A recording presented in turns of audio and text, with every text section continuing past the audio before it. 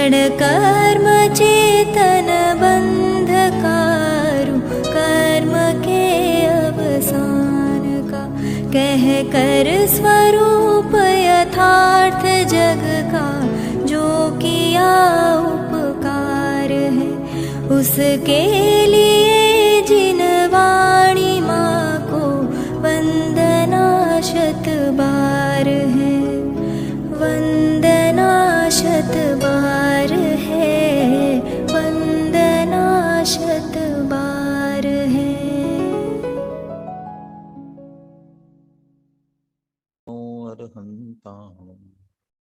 नमो सिद्धाणं नमो आयर्याणं, नमो भुवज्जायाणं, नमो लोरे सौवसाहूणम्।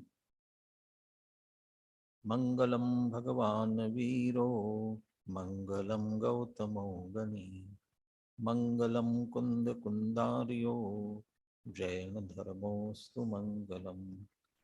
सर्वमंगल मांगल्यम सर्वकल्याणकारकम, प्रधानम सर्वधर्माणां, जैनम जयतु शासनम्। वंदितु सौवसिद्धे भुवमचलमणोवमं गदिं पत्ते, वोच्छामि समयपाहुड नमो सुदकेवली भणिनम्।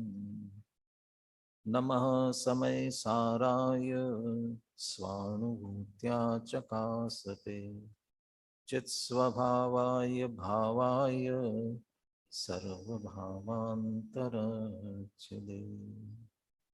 अनन्तधर्मणस्तत्त्वं पश्यन्ति प्रत्यगात्मनः, अनेकान्तमयी मूर्तिर्नित्यमेव प्रकाशता।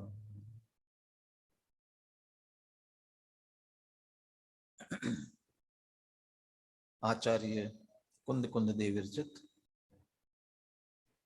समय सार परमागम आचार्य अमृत चंद्र कृत इसकी आत्मख्याति टीका। कर्ता कर्म अधिकार की चर्चा चल रही है।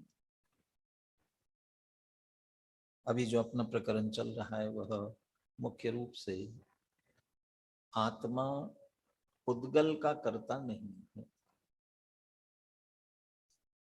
कदाचित व्यवहार से कर्ता कहा जाता है, लेकिन तन्मय नहीं है, व्याप्य व्यापक नहीं है, इसलिए कर्ता नहीं हो सकता। निमित्त नैमित्तिक भाव से भी आत्मा द्रव्य करता नहीं है। कदाचित उसके अनुरूप होने वाली कोई तत्समय की पर्याय निमित्त बने तो कदाचित वह निमित्त बने, परंतु आत्मद्रव्य तो निमित्त भी नहीं है, निमित्त कर्ता भी नहीं है। वहां नित्य कर्तृत्व के प्रसंग के आधार से इसका निषेध किया था। और पुनः दो गाथाओं में अपन ने भी चर्चा कर ली। ज्ञानी अपने ज्ञान भाव का करता है और अज्ञानी शुभाशुभ भाव में एकत्र रूप परिणत जो अज्ञान भाव है उस अज्ञान भाव का करता है। लेकिन ज्ञानी और अज्ञानी ये दोनों भी पर भाव के पर द्रव्य के तो कर्ता बन ही नहीं सकते हैं। तो ज्ञानी और अज्ञानी दोनों का निषेध किया। अब पुनः कुंद कुंद आचार्य एक और, अब वो तर्क युक्ति तो नहीं तो अपन नहीं कह सकते हैं, बात तो एक ही है, परंतु उसे दूसरे शब्दों में अब पुनः कहने जा रहे हैं। अब एक ही बात को एक ही शब्दों में कहते रहे तो उतना वो रुचिकर नहीं हो सकता है, इसलिए भाषा बदल करके उसी बात को पुनः और एक नए तर्क युक्तियों के साथ ये बात सिद्ध करने जा रहे हैं। पर द्रव्य का कर्ता आत्मा हो ही नहीं सकता है। और उत्थानिका के वाक्य की चर्चा थोड़ी सी कल की थी, पुनः इसे पढ़ते हुए अपन गाथाओं की तरफ आगे बढ़ते हैं। इसकी उत्थानिका न च पर भाव केणापि कर्तुम पारेत। मैंने ये कहा कि ज्ञानी ज्ञान भाव का करता है, पर का करता नहीं है। अज्ञानी भी पर का करता नहीं है। अब एक तरह से उपसंहार में कहना चाहते हैं कि पर भावा केनापि कर तुम न पारित। पर भाव करना किसी के द्वारा भी शक्य नहीं है। माने ये बात, पर भाव किसी के द्वारा किया जाए, ये बात न पारित माने पार नहीं पड़ सकती है, स्वीकार करने योग्य नहीं है, ऐसा संभव ही नहीं है। माने तीन काल में ये बात संभव नहीं है। लोक में ये नहीं कर सकता तो वो कर सकता है, वो नहीं तो वो कर सकता है, ऐसा कहीं ना कहीं किसी न किसी पास तक जाती है ना। पता नहीं क्यों कहते हैं कि जो कोई निषेध करता हो नहीं कर सकते, नहीं कर सकते, नहीं नहीं मैं कर दूंगा। तो ये कहते हैं ना भी तुम कौन से बड़े 30 मार खा हो, ऐसा ऐसा कहते हैं। ऐसा ही कह रहे कि कोई नहीं, दूसरे का करने की सामर्थ्य किसी में नहीं है। वो किसी में कह करके, जैसा कर्मबद्ध पर्याय की सिद्धि के लिए कार्तिकानुप्रेक्षा की जिन गाथाओं का उल्लेख किया जाता है और उनमें जिन शब्दों का प्रयोग किया, वहां तो जिस द्रव्य का जिस क्षेत्र में जिस काल में जो होना है, जिस निमित्त से, उसी क्षेत्र में उसी काल में उसी निमित्त से उसी विधि से होता ही है। और उसे टालने में कोशक के द्वार इदुम इंदो व जिनेन्द्रो, इंद्र और जिनेन्द्र इन दोनों का उल्लेख करते हैं।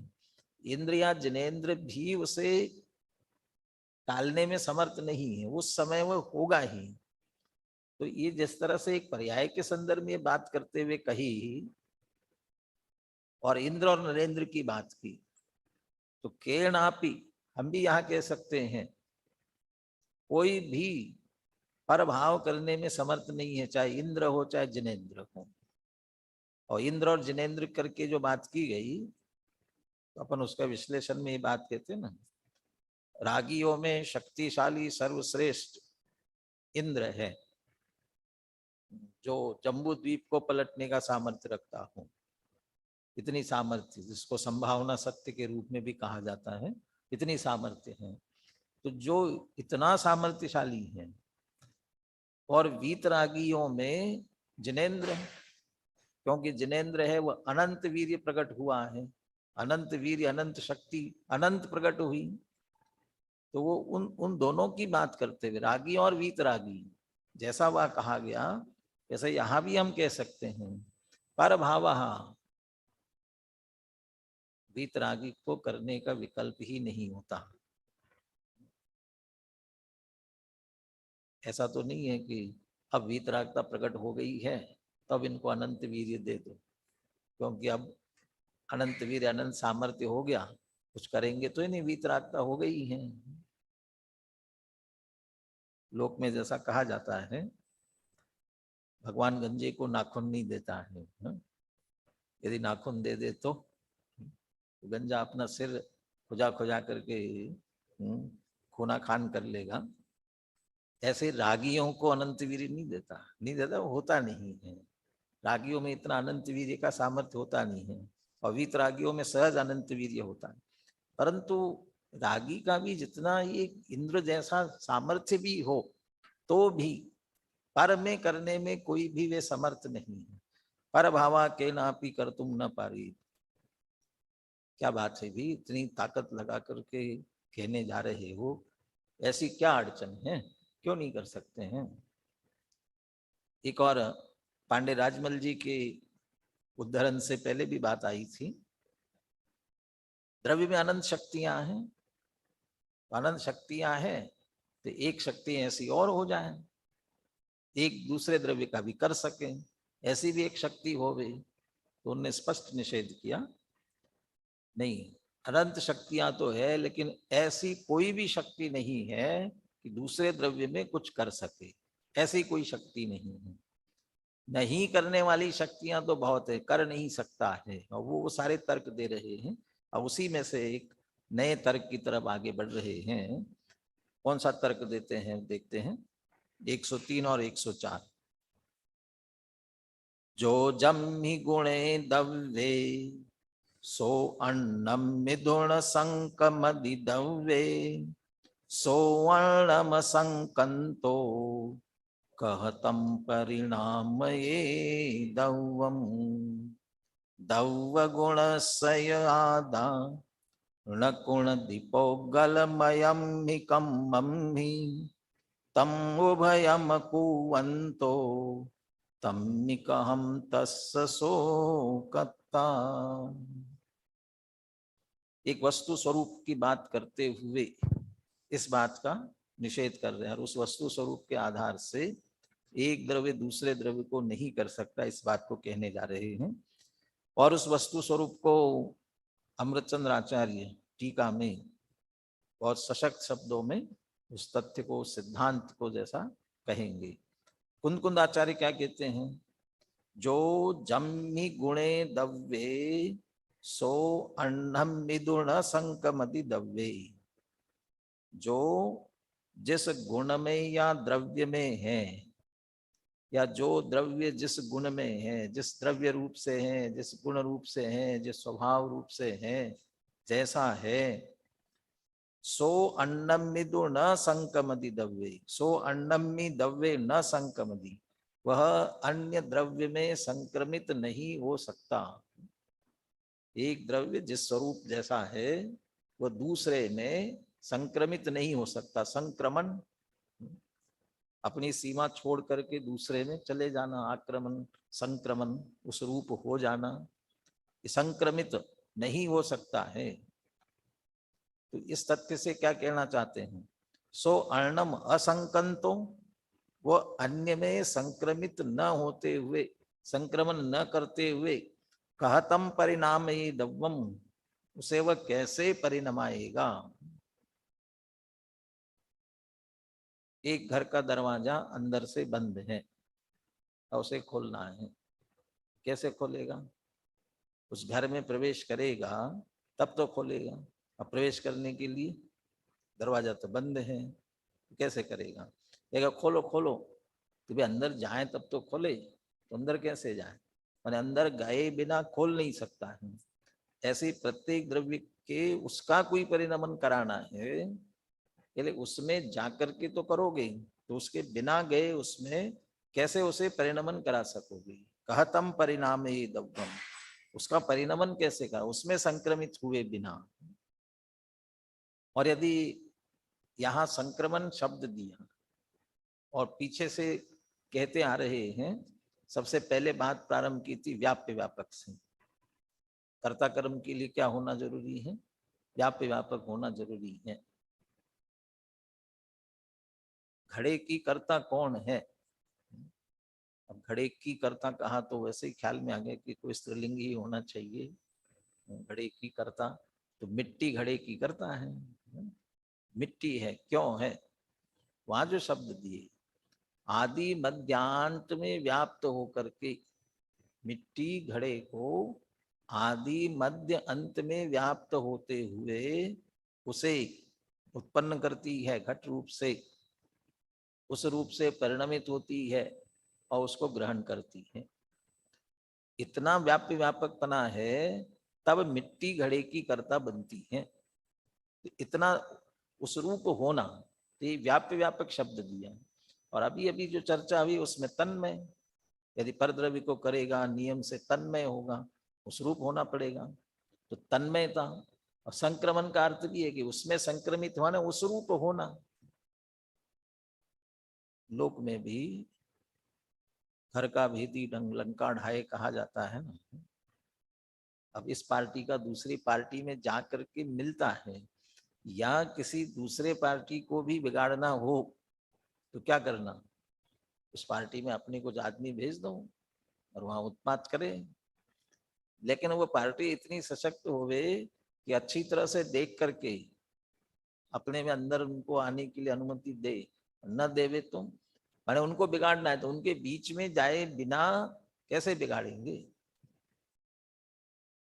अभिमन्यु कहाँ गया था, चक्रव्यूह में, तो चक्र व्यूह को भेदना है। तो चक्र व्यूह को भेदना है तो पहले क्या करना पड़ेगा? चक्र व्यूह में जाना पड़ेगा ना, तब तो उसको भेदोगे। तो दूसरे द्रव्य का तुम्हें कार्य करना है, तो दूसरे द्रव्य का कार्य करना है तो वहां जाना पड़ेगा। उसके गए बिना कैसे करे? ये परिणाम समझ लो, व्याप्य व्यापक होना पड़ेगा, तन्मय होना पड़ेगा। चलिए यही शब्द कह रहे थे, अब उसी को बदल करके कह रहे हैं संक्रमित होना पड़ेगा, उस द्रव्य में जाना पड़ेगा। उसमें गए बिना उसका परिणमन, उसका कार्य कैसे करेगा?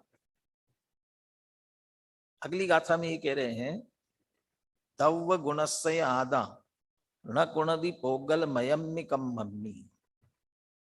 ये पहली बात जो कही ना, उसमें अभी जीव और पुद्गल की बात नहीं है, सामान्य बात है, छहों द्रव्यों के लिए बात है।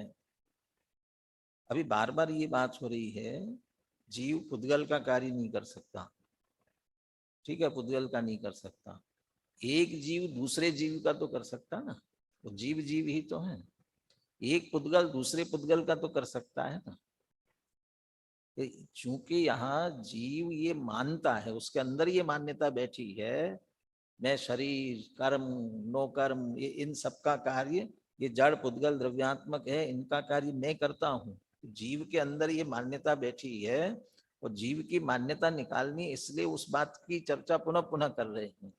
परंतु इसका अर्थ ये मत समझना जीव पुद्गल का तो नहीं कर सकता है, दूसरे जीव का तो कर सकता। जीव जीव एक ही जाति के हैं, उसका कर सकता होगा। ये इस गाथा में तो किसी द्रव्य की चर्चा ही नहीं की, ये तो सामान्य सभी द्रव्यों पर घटित होने वाली बात है। जो भी द्रव्य जिस गुण में, टीका में भी कहने वाले हैं, वो छहों द्रव्य, बल्कि छहों द्रव्य नहीं, जाति अपेक्षा से तो 6 और संख्या अपेक्षा से एक एक द्रव्य जो है, वो प्रत्येक द्रव्य अपने आप में हर एक में वो स्वयं में ही रहता है। दूसरी तीसरी गाथा में भी कहा, अपने अनंत धर्मों का स्पर्श करते हुए भी एक दूसरे का स्पर्श भी नहीं करते हैं। जिस पर से लेकर के गुरुदेव एक भी जाने हड़तो नथी जो कहते थे, छूता भी नहीं है।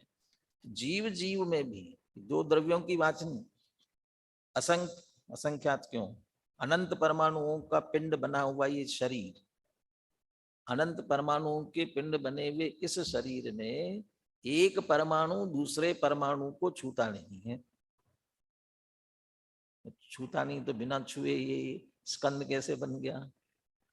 स्निग्ध रुक्षत्वात् बंधा बंद हो गया।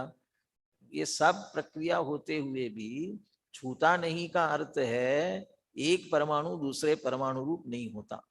प्रत्येक परमाणु अपने आप में एक एक परमाणु अपनी स्वतंत्र सत्ता स्वतंत्र अस्तित्व रख करके हैं वो अपने आप में। अभी ये सारे परिणमित हुए ना, एक में हो गए ना, अब एक में हो गए हैं, धीरे धीरे बुढ़ापा आता जाता है तो फिर बाल सफेद होने लगते हैं, चेहरा काला होने लग जाता है। अब ये काले से सफेद हो रहे हैं तो इसके साथ साथ में ये भी सफेद हो जाए ना, इसका नहीं होता है, इसके होते हैं। और इसमें भी शुरुआत कैसे होती है, जैसे हमारे हो रहे हैं ना, कुछ काले हो रहे कुछ सफेद हो रहे हैं, तो कौन सा काला कौन सा सफेद, ये हो रहा है तो दूसरा क्यों नहीं, कौन सा हो रहा है, हर एक का। ये तो जो ये इतने दिख रहे हैं ना, ये भी सब अनंत परमाणुओं के स्कंद हैं। ये सब भी उस समय भी एक एक परमाणु का परिणमन स्वतंत्र है, एक परमाणु दूसरे रूप नहीं हुआ। यदि एक परमाणु दूसरे परमाणु रूप हुआ होता तो फिर अनंत का है ना, तो फिर कुछ दिनों के बाद में अनंत -1, फिर अनंत -2, फिर 3, धीरे धीरे घटती जाती ना संख्या, कुछ नहीं होता है, यथावत सभी। तो ये सब की बात है, जाति अपेक्षा छहों द्रव्यों की, संख्या अपेक्षा एक एक की, जो जहां जैसा है वह अपने में रहता है, दूसरे में संक्रमित नहीं होता, और संक्रमित हुए बिना उसे कैसे परिणमाएगा। अब ये तथ्य इसको अब जीव और पुद्गल पर घटित करते हैं। तो जीव पुद्गल को कैसे करेगा? जीव को पुद्गल को करना है तो उसमें जाना पड़ेगा। तो दव्व गुणस्य आदा न कुणदि पोगल मयम्मी कम्मम्मी। आत्मा पोगल मयम्मी कम्मम्मी, पौद्गलिक ऐसे जो कर्म है उनके दव्व गुणस्य न कुणदी, उनके न द्रव्य को करता है न गुण को करता है। दो ही प्रकार की पर्याय होती ना, द्रव्य पर्याय और गुण पर्याय। तो द्रव्य पर्याय समान जाति असमान जाति द्रव्य पर्याय, गुण पर्याय श्रद्धा ज्ञान चारित्र की स्पर्श रस गंध वर्ण की। ये जो पर्याय न तो द्रव्य की कर सकता है न गुण की कर सकता है। दव्व गुण से आदा, न द्रव्य के न गुण में, पुद्गल द्रव्य में कुछ भी नहीं कर सकता। द्रव्य को करने के लिए द्रव्य में संक्रमित होना पड़ेगा, गुण का करने के लिए गुण में संक्रमित होना पड़ेगा। तम उभयम कुवंतो, न द्रव्य में कुछ किया न गुण में कुछ किया। तो द्रव्य और गुण में कुछ नहीं किया है। तम कहम तस्य शोकत्ता, कुछ किया ही नहीं। उभयम कुवंतो, न द्रव्य और गुण दोनों में से किसी में भी न करता हुआ, तस्य शोकहम कत्ता, वह आत्मा और पौद्गलिक कर्मों का कर्ता कैसे हो सकता है। इसलिए वह पौद्गलिक कर्मों का कर्ता नहीं है। ये दोनों गाथाओं से एक सामान्य तथ्य कहते हुए, उसे जीव पुद्गल पर घटित करते हुए, पर भावा केनापि कर तुम न पारे, कोई नहीं कर सकता। इसलिए जीव पौद्गलिक कर्म पुद्गल द्रव्य का कर्ता बिल्कुल भी नहीं है, इस बात की सिद्धि की गई है। अब गाथाओं का पद्यानुवाद के साथ पाठ अपन सुनते हैं। सुनील जी को अनम्यूट कर लीजिए। जो जम्मि गुणे दव्ये, सो अन्नं मिदुण संकमदि दव्ये, सो अर्णमसकंतो कहतं परिणाम ये दौवम्। दौव गुणस्य आदा न कुणदि पोगलमयमिकं मम्मे, तम् उभयमकुवन्तो तम्मिकहं तस्य शोकत्ता। जब संक्रमण ना करे कोई द्रव्य पर गुण द्रव्य में, तब करे कैसे परिणमन एक द्रव्य पर गुण द्रव्य में। कुछ भी करे ना जीव पुद्गल कर्म के गुण द्रव्य में, जब उभय का करता नहीं, तब किस तरह करता कहें। अब अपन टीका से चर्चा करते हैं। आचार्य अमृतचंद्र देव इसी बात को, जैसा कुंद कुंद आचार्य ने तथ्य को जोर दे करके कहा, जो जम्मि गुणे दव्ये सो अन्नम मिदु न संकमदि दव्ये, जो जिस द्रव्य गुण में है वह अन्य में संक्रमित नहीं होता, ऐसे बिल्कुल सशक्त शब्दों में अमृतचंद्राचार्य भी कहने जा रहे हैं। यह किल यो यावान कश्चित विश्वस्तु विशेषः, यस्मिन् यावती कस्मिंश्चिदात्मनि अचिदात्मनि वा द्रव्ये गुणे च स्वरसतः एव अनादितः वृत्तः। वहां तो अकेला जो जिस गुण या द्रव्य में, इतनी ही बात कही, लेकिन अमृतचंद्र आचार्य गुण और द्रव्य की बात की है। वो कहते हैं वस्तु की मर्यादा स्वचतुष्टय की होती है, स्वचतुष्टयात्मक होती है। तो चारों स्वचतुष्टय से करते हुए कहते हैं यो यावान कश्चित वस्तु विशेषः, इसको द्रव्य भी कह सकते हैं, फिर से द्रव्य आगे कहने वाला है, या प्रत्येक वस्तु स्वचतुष्टयात्मक होती है।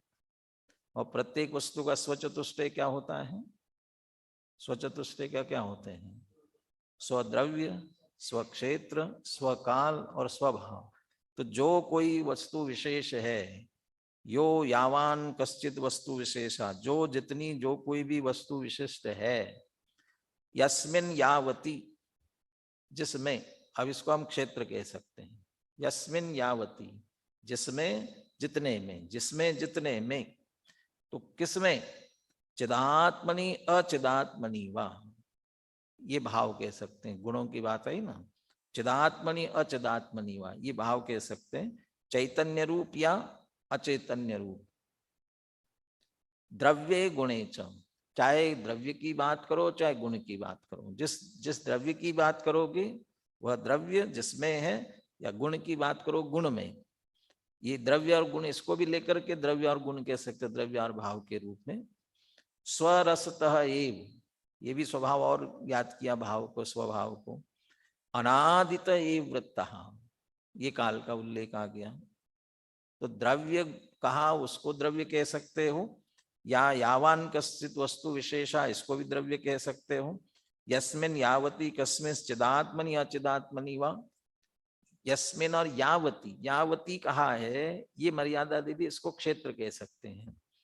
और चिदात्मनि अचिदात्मनि ये भी भाव है, इस भाव में, अपने भाव में।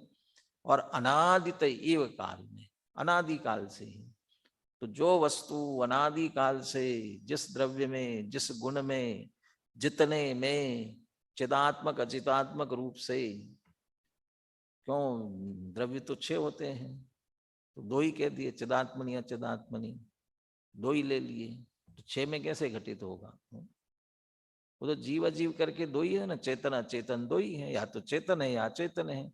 और अचेतन के विस्तार में जाओगे अचिदात्मक, तो उसको फिर अलग करो, कोई स्पर्श रस गंध वर्ण वाला है, कोई स्थिति हेतुत्व वाला है, गति हेतुत्व वाला है, जो जिसके भी, जो द्रव्य जिस गुण में, जिसमें, और स्वरस्त अनादित, स्वरस्त अनादित, स्वरस्त इसलिए किसी ने सौंप दिया हो काम, भैया तुमको ये करना, तुमको ये करना, और जब सौंपा तब से वो कर रहा हो, कि ऐसा नहीं है, स्वभाव से ही। और कब से? कि अनादि से ही, चूंकि किसी ने नहीं सौंपा इसलिए अनादि से है, और अनादि से इसलिए किसी ने नहीं सौंपा, सहज स्वभाव है। स्वरस्तैव अनादितैव वृत्तः है, उसमें वर्त रहा है। तो जो द्रव्य यावान कश्चित विशेषा, जो कोई जितना वस्तु विशेष है, यस्मिन यावती जितने, जो जिसमें जितने, ये सब कहकर माने सब तरह के दरवाजे बंद करना चाहते हैं, कहीं से भी अंदर एंट्री नहीं।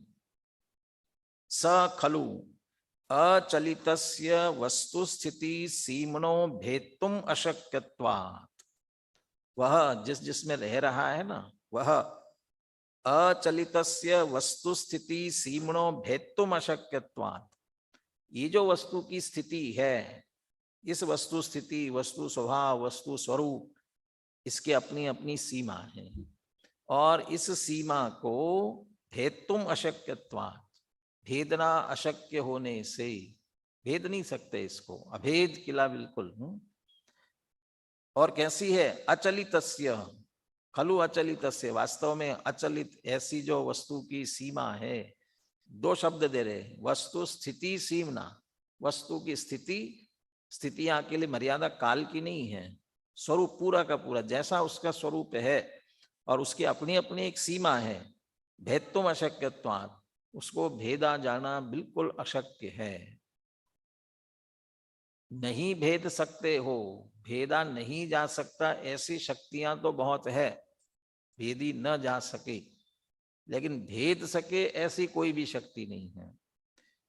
नहीं भेदने के लिए कौन सी शक्तियां हैं? वस्तु स्थिति सीमनो भेत्तुम अशक्यत्वात्, न भेद सके ऐसी कौन सी शक्ति है? तो सबसे पहले तो 6 सामान्य गुणों में अस्तित्व, सत्ता, सत, और वो सत जो है उसको कोई हिला नहीं सकता है, जिस शक्ति के कारण द्रव्य का कभी नाश नहीं होता है, तो सीमा नहीं छोड़ता है, अकेला नाश नहीं होता है की बात नहीं, वास्तव में पलट भी नहीं सकता है, बने जैसा है वैसा, वो अस्तित्व उसका। और वो अस्तित्व है, नास्तित्व सापेक्ष है, अकेला अस्तित्व नहीं है, अस्तित्व है तो उसका नास्तित्व भी है। तो तो दूसरा जो नास्तित्व है उसकी शक्ति का क्या कार्य है? किसी पर रूप नहीं होने देता है। अस्तित्व स्वरूप रखता है तो नास्तित्व पर को प्रवेश नहीं करने देता है। नास्तित्व शक्ति, नास्तित्व शक्ति के कारण सीमा का भेदना शक्य नहीं है। फिर अगुरु लघुत्व गुण, एक द्रव्य दूसरे द्रव्य रूप नहीं होता, बिखर कर अलग अलग नहीं होते हैं। तो एक अगुरु लघु, अगुरु लघु का अर्थ ही क्या है? गुरु कब होगा? उसमें कुछ बढ़ेगा तो गुरु होगा। लघु कब होगा?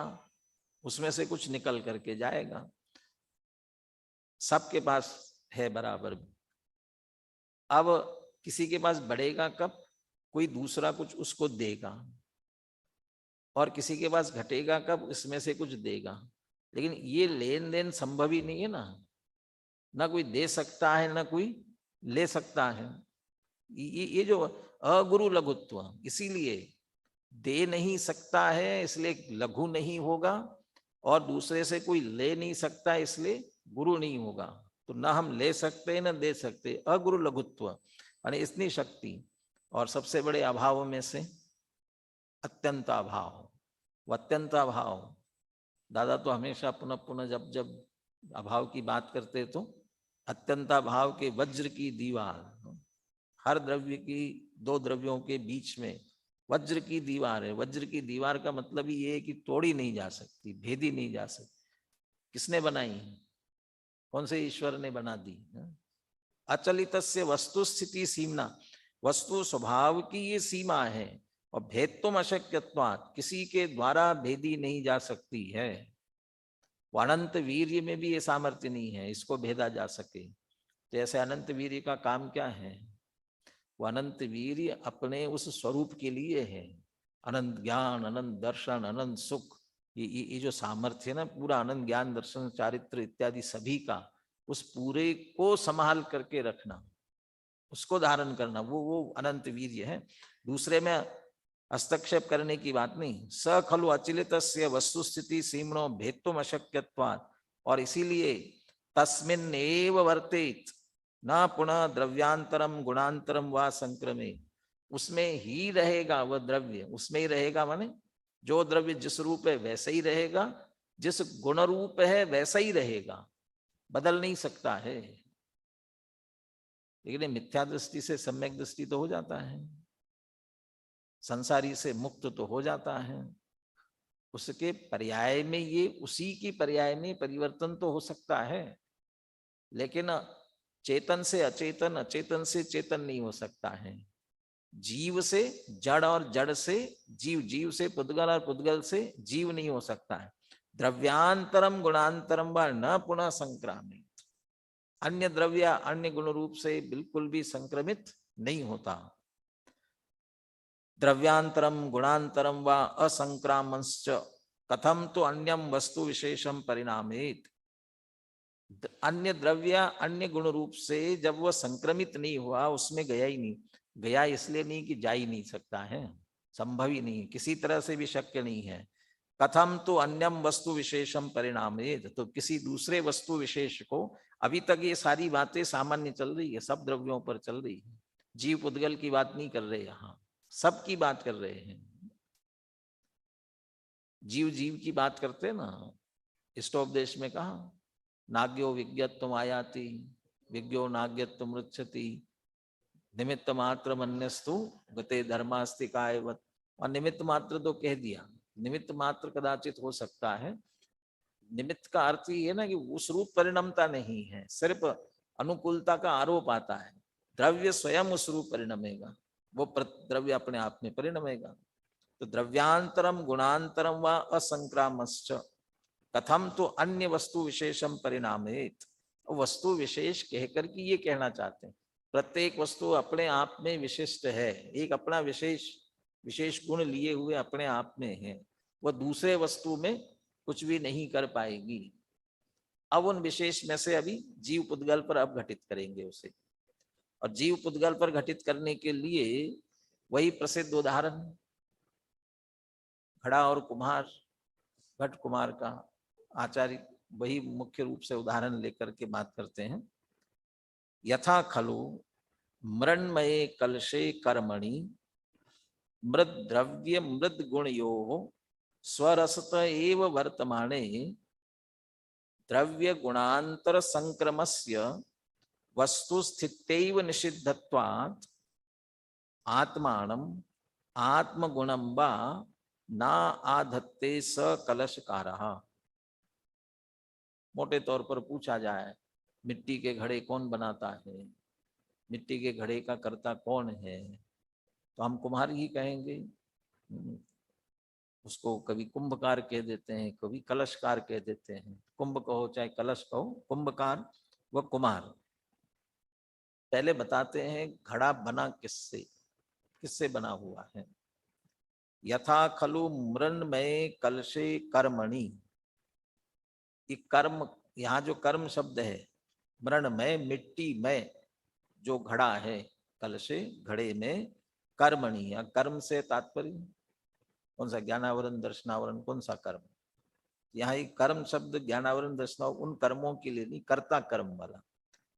कुम्हार कर्ता और घड़ा उसका कर्म।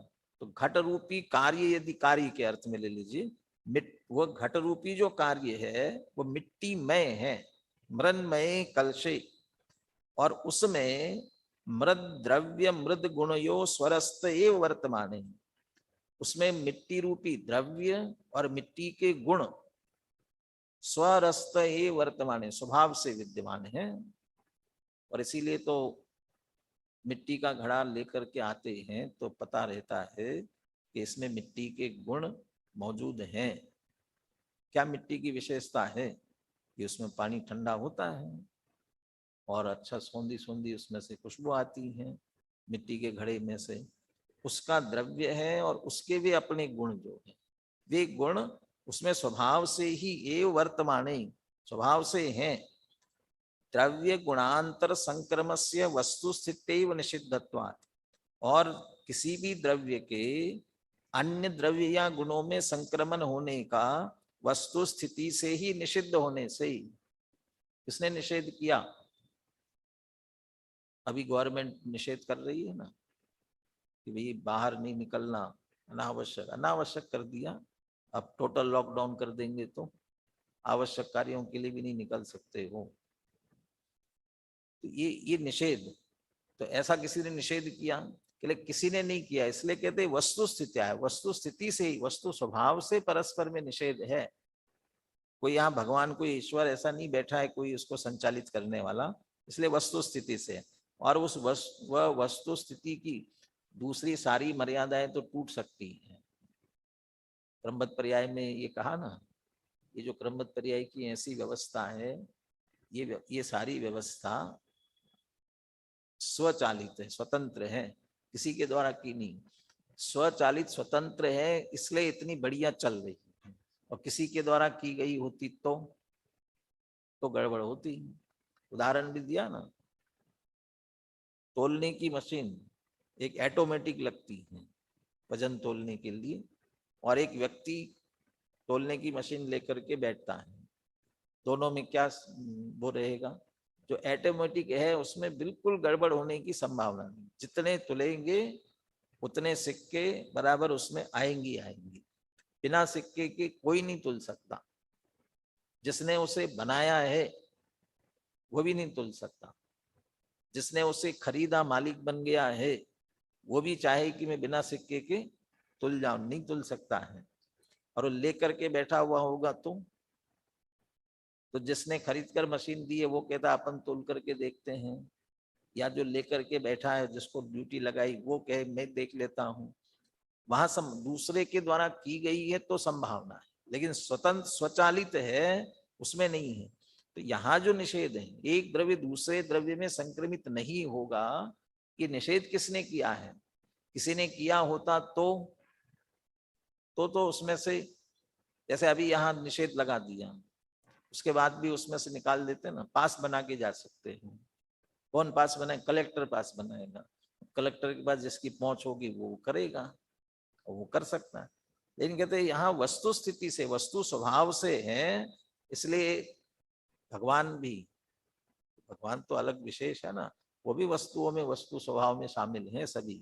इसलिए वे भी वस्तु स्थिति का ही निषेध होने से अन्य द्रव्य गुणों में संक्रमण नहीं होता। इसलिए आत्मानम आत्मगुणम व ना धत्ते स कलशकारः, इसीलिए कुम्हार यहाँ आत्मा को और आत्मा के गुणों को, या आत्मा शब्द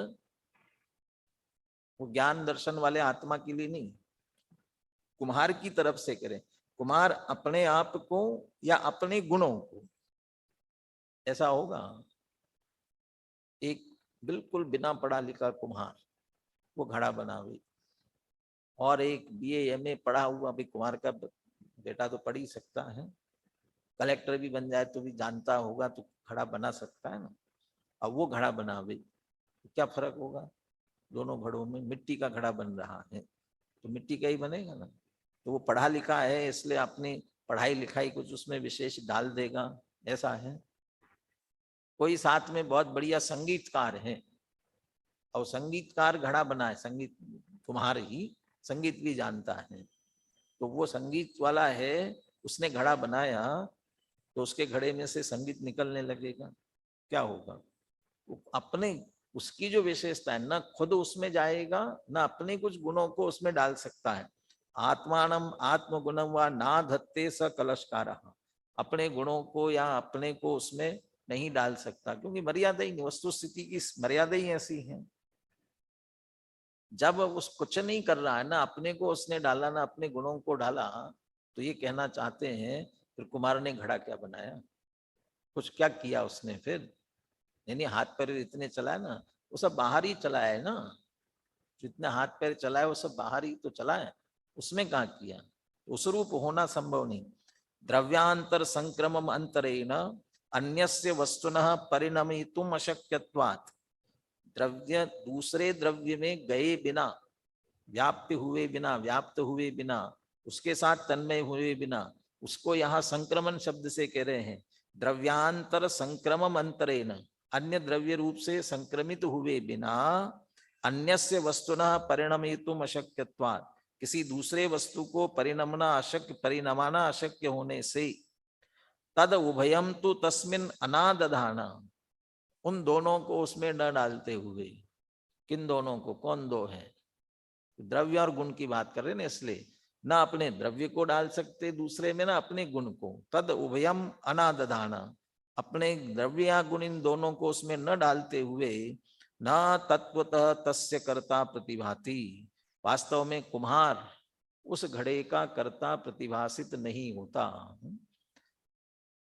ये दृष्टांत लिया। जिस तरह से कुम्हार घड़े में कुछ नहीं कर सकता है, घड़ा जो है अपने द्रव्य और गुणों में, मिट्टी से बना है, मिट्टी के गुणों से है, उसी में है, कुम्हार ने अपने द्रव्य और गुण उसमें नहीं डाले, इसलिए कुम्हार को उसका कर्ता नहीं कहा जा सकता।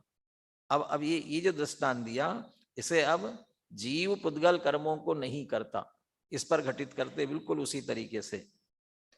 यथा पुद्गलमय ज्ञानावरणादौ कर्मणि पुद्गल द्रव्य पुद्गल गुण योहो स्वरस्त एव वर्तमाने द्रव्य गुणांतर संक्रमस्य विधातुम अशक्यत्वात् आत्म द्रव्यम आत्म गुणम वा आत्मा न खलो आधत्ते। पुद्गलमय ज्ञानावरणादौ कर्मणि, ज्ञानावरणादि कर्म किससे बने हुए हैं? किसके हैं? कि पुद्गल में, जड़ के हैं, पौद्गलिक है, पुद्गल में।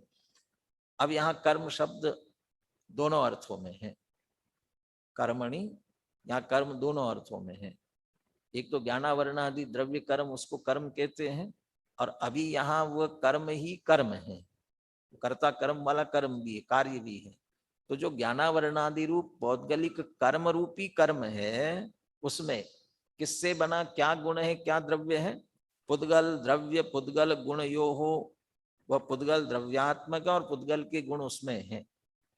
स्वरस्त वर्तमाने, ज्ञानावरणादि कर्मों को पुद्गल किसने बनाया? स्वरस्त, स्वाभाविक है।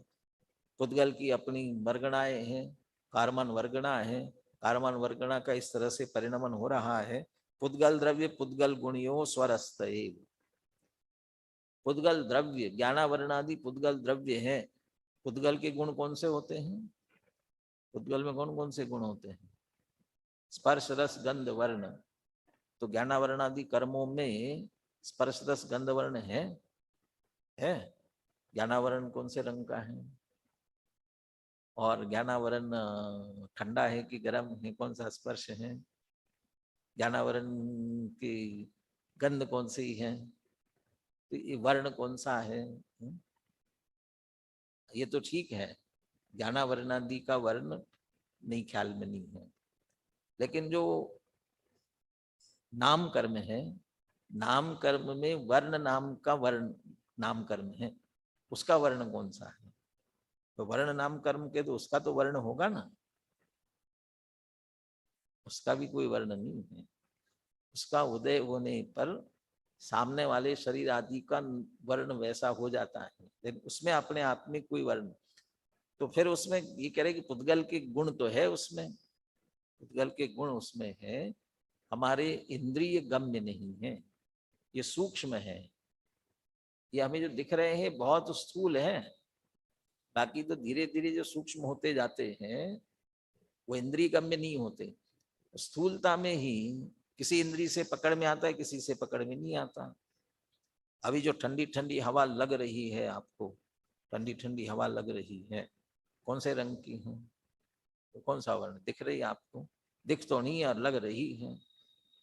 यदि स्पर्श में आ रही है तो अकेला स्पर्श नहीं है, उसमें वर्ण भी है, गंध भी है, रस भी है, तो चखने में थोड़ी आ रहा है।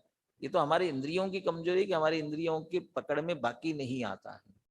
जैसे इसमें से हवा इत्यादि के स्पर्श में आ रहा है, लेकिन बाकी के हमारे पकड़ में इंद्रियों से नहीं आ रहे हैं, तो ये सूक्ष्म कर्म आदि के स्पर्श रस गंध वर्ण हमारे पकड़ में नहीं आते हैं, परंतु उनमें भी बराबर स्पर्श रस गंध वर्ण है, वे भी मूर्तिक है। टोडरमल जी ने भी लिया ना मूर्तिक पुद्गल कर्मों का अमूर्तिक आत्मा के साथ बंध कैसे होता है, तो वहां तो एक मूर्तिक का मूर्तिक के साथ ही बंध हो रहा है।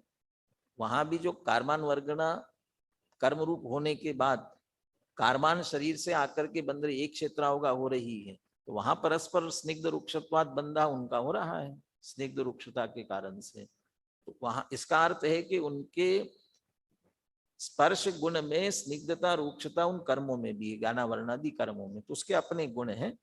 तो ज्ञान पुद्गल में ज्ञानावरणादि कर्म, उसमें पुद्गल द्रव्य और पुद्गल गुण स्वरस्ते वर्तमाने निज रस से हैं, और द्रव्य गुणांतर संक्रम से विधातुम अशक्यत्वात्, और द्रव्य और गुणों का अन्य द्रव्य गुणों में संक्रमण होना अशक्य होने से आत्म द्रव्य आत्म गुणम व आत्मा न खलुहा दत्ते। अब यहाँ आत्म द्रव्य और आत्म गुण यहाँ आत्मा ही है। आत्मा वैसे इस शब्दों में आत्मा नहीं है, शब्दों का अर्थ तो निकलेगा आत्मा आत्म द्रव्यम आत्म गुणम, आत्मा अपने द्रव्य को या अपने गुणों को ज्ञानावरणादि कर्मों में बिल्कुल नहीं डालता। डालता है? नहीं डालता, बिल्कुल भी नहीं डालता। ये जो भिन्नता है ना, ये टोडरमल जी ने लिखी मोक्षमा प्रकाशक के दूसरे अधिकार में, जीव की संसार अवस्था की बात करते हुए बता दिया कर्म बंधन कैसे होता है, क्या होता है, सब बता दिया। लेकिन उसके साथ साथ एक बात लिखी, जीव अनादि काल से कर्म बंधन सहित है। जीव और पुद्गल का कर्म आपस में बंद हो रहा है ना, ये ऐसा होने पर भी जीव का एक प्रदेश भी जड़ नहीं हुआ, और जो जड़ पुद्गल कर्म परमाणु है वो चेतन नहीं हुआ, एक परमाणु भी चेतन नहीं हुआ। तो एक द्रव्य दूसरे द्रव्य गुण क्या किया? कैसे भक्तामर स्तोत्र में तो ये कहते हैं, नात्यद्भुतम भुवन भूषण भूतनाथ भूतैर गुणैर भुवि भवन्तम विष्णुवंता तुल्या भवन्ति भवतो ननु तेन किंबा भूत्याश्रितम व्यर्ण आत्म समम करोति। ऐसे ऐसे स्वामी से क्या फायदा जो अपने सेवक को अपने समान नहीं बनाता। तो वो सेवक अपने समान बना लेता है, तो अपने समान बनाता है मतलब अपने थोड़े गुण उसमें डाल देता है, भी तुम भी व्यापार धंधा करो, तुम भी करो, ये तो कर देता ना। ऐसे भक्त आपके गुणों की से भक्ति कर रहा है गुणों से, तो वो भक्ति आपके जैसा बन जाता है, आप बना देते हैं। लोक में तो ये कहता है भगवान ने बना दिया, भगवान ने कर दिया। ये जितने लोग व्यवहार में बात करते हैं वह भगवान के कुछ द्रव्य गुण कुछ गुण अपने में आए? तत्वार सूत्र के मंगलाचरण में क्या भावना भा रहे हैं? इसलिए हम नमस्कार कर रहे हैं आपको। वंदे तद गुण लब्धये, आपके गुणों की प्राप्ति के लिए मैं आपको नमस्कार कर रहा हूं। तो भगवान तो घबरा जाएंगे, क्योंकि कितने लोग उनकी भक्ति करने वाले, कितने लोग वंदना करने वाले, अकेले तो सब हमारे गुण ले लेंगे, तो भगवान क्या करेंगे? घबराते हैं। क्यों नहीं घबराते? क्योंकि वो न लेने वाले न देने वाले हैं। तो वे तद गुण लब्धे का अर्थ क्या करते हैं अपन? उनके जैसे अपने ही गुण है, उनको हमने निर्मल रूप से परिणमन करना है। तो जीव पुद्गल कर्मों को बांध रहा है, जीव ने कर्म बांधे भले ही कहा जाता है, लेकिन वहां पर आत्मा न अपने द्रव्य को डालता है न गुणों को। आत्म द्रव्यम आत्म गुणम व आत्मा न खलु आधत्ते द्रव्यांतर संक्रमम अंतरेण अन्यस्य वस्तुनः परिणमेतुम अशक्यत्वात्। तो जीव ने पुद्गल कर्म बांधे, तो जीव जब उसमें जा ही नहीं रहा है, द्रव्यांतर संक्रमम अंतरेण, द्रव्य के दूसरे द्रव्य में संक्रमण के किए बिना वस्तुनः परिणमेतुम अशक्यत्वात्, वस्तु का परिणमन कराना अशक्य होने से, और तद उभयम तो तस्मिन् अनादधाना, उन दोनों को अर्थात द्रव्य और गुण इन दोनों को उसमें न डालते हुए कथम नो तत्वतः तस्य कर्ता प्रतिभायात। तो आत्मा उसका माने ज्ञानावरणादि पौद्गलिक कर्मों का कर्ता कैसे माना जा सकता है, कैसे जाना जा सकता है, कैसे कहा जा सकता है? ततः स्थितः खलु आत्मा पुद्गल कर्मणाम अकर्ता। इसलिए सिद्ध हुआ कि आत्मा पुद्गल कर्मों का कर्ता नहीं है। एक ही बात चल रही है, एक ही बात, जितनी बार भी कहोगे एक द्रव्य दूसरे द्रव्य करता नहीं है ना, लेकिन कह रहे एक ही बात को एक ही भाषा में कहते रहेंगे तो रुचिकर नहीं लगेगा, इसलिए थोड़ा बदल करके कहने जा रहे हैं। तो यहाँ क्या बदला? संक्रमण नहीं होता, इतनी बात बदली, और उसको दृढ़ करने के लिए कह दिया प्रत्येक वस्तु अपने अपने स्वरूप में जैसी है वैसी रहती है। इस सीमा को, वस्तु स्थिति को भेदना किसी के लिए भी शक्य नहीं है। कोई भेद नहीं सकता, दूसरे में जा नहीं सकता, दूसरे रूप से परिणम नहीं सकता है, व्याप नहीं सकता है, इसलिए कि संक्रमित नहीं होता, और बिना संक्रमण किए कर नहीं सकता है, इसलिए आत्मा पुद्गल कर्मों का कर्ता नहीं है। आप कुछ भी कहो, आप कुछ भी कहो, लेकिन आप जहां भी जाओगे यही कहा जाएगा, इसने ऐसा किया, उसने वैसा किया। जीव पुद्गल कर्मों का करता है, यही कहा जाता है सर्वत्र। और सर्वत्र क्या कहा जाता है? जिनवाणी में भी लिखा हुआ है। तो फिर उसके संबंध में क्या है? अब ये चर्चा अगली गाथाओं में आएगी, इसलिए अगली गाथा की उत्थानिका बिल्कुल संक्षिप्त में लिखी है। अतो अन्यस्तु उपचारा, वस्तु स्थिति तो यही है। अब इसके बाद भी कुछ भी कहते रहो, जीव ने ऐसा किया, जीव ने ये किया, एक द्रव्य के दूसरे द्रव्य के संदर्भ में जो कुछ भी किया जाएगा वह सब उपचार है। और उपचार माने औपचारिक कथन है। तो वो उपचार कैसे हैं इसकी बात ये 4 गाथाओं में आएगी। 4 गाथाएं, इसलिए कल हम 4 गाथाओं की चर्चा करेंगे टीका सहित। ये सब अधिकतर रिपीटेशन ही हो रहा है, इसलिए, और औपचारिक बात है तो औपचारिक बात करनी है, औपचारिक बात नहीं करेंगे, आगम की ही बात करेंगे, यथार्थ बात ही करेंगे। लेकिन उपचार की चर्चा जितनी है, और दोनों में उदाहरण सहित बात की गई है। दोनों माने 2 प्रकरण है, 105-6 और 107-8। तो कल 4 गाथाओं की चर्चा अपन पूर्ण करेंगे। आज की चर्चा यही पूर्ण करते हैं।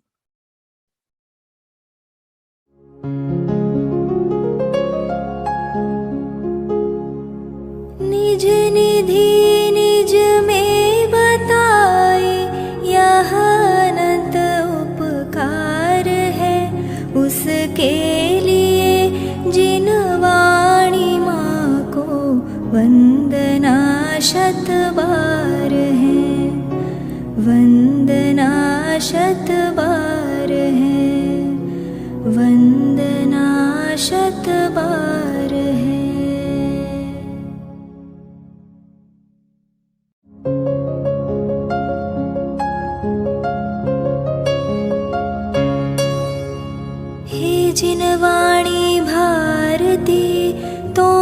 जपो दिन रैन, जो तेरी शरणा गहे सो पावे सुख चैन। जावाणी के ज्ञान ते सूझे लोकालोक, सोवाणी मस्तक नवो सदा देत हो ढोक, सदा देत हो